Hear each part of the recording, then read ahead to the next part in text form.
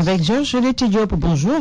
Bonjour Binta Diallo. La justice de Boudra. Et ça risque d'alimenter les débats. L'observateur facsimilé à l'appui fait état d'un nouveau scandale dans la magistrature. Au banc des accusés, le président de la Cour d'appel de Saint-Louis, Taïfour Diop.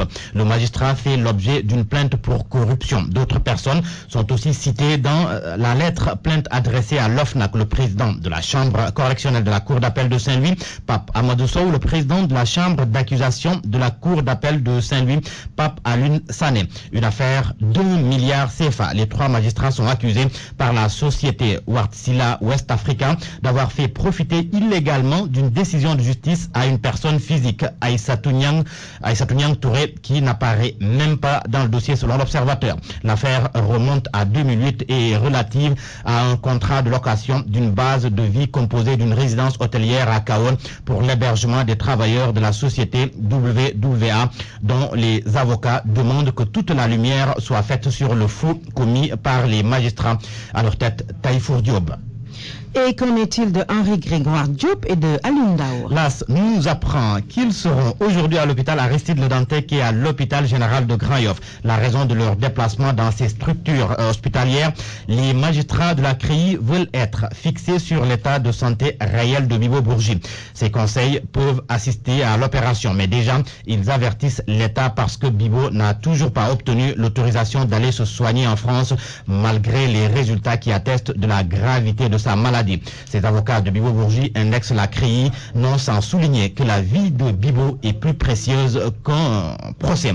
Le procès de Karim Wade, justement, Walfadjri note que le dossier s'invite au Congrès américain. La délégation des juristes pour le respect des droits de l'homme au Sénégal a rencontré le Congrès américain sur le dossier Karim Wade. Selon Walfadjri, Laurent, Ousmane Kane et ses camarades sont animés par un seul souci, le respect des droits de la défense. Et pour ce qui est de l'affaire Abdoulaye Baldé, Libération fait savoir que la commission d'instruction de la CRI est dans l'attente du réquisitoire de Alioune Daour. Libération qui consacre sa une au cas Abdoulaye Aziz Ndaw, auteur du brûlot sur la gendarmerie.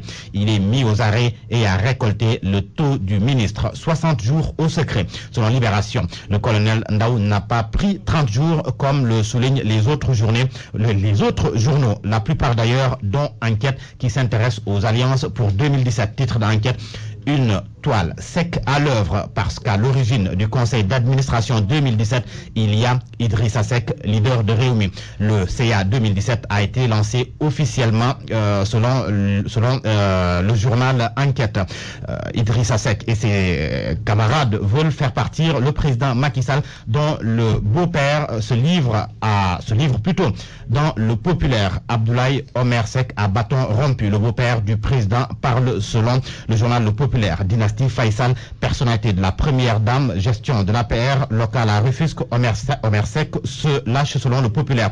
Et pour terminer, Binta, nous nous intéressons au journal Le Soleil qui parle de l'appui de l'État au monde rural, et c'est pour annoncer que 5 milliards de francs CFA pour l'achat de vivres de soudure, 41 000 tonnes de riz à distribuer dès demain et 675 000 personnes sont concernées. Merci Georges, on rappelle les titres.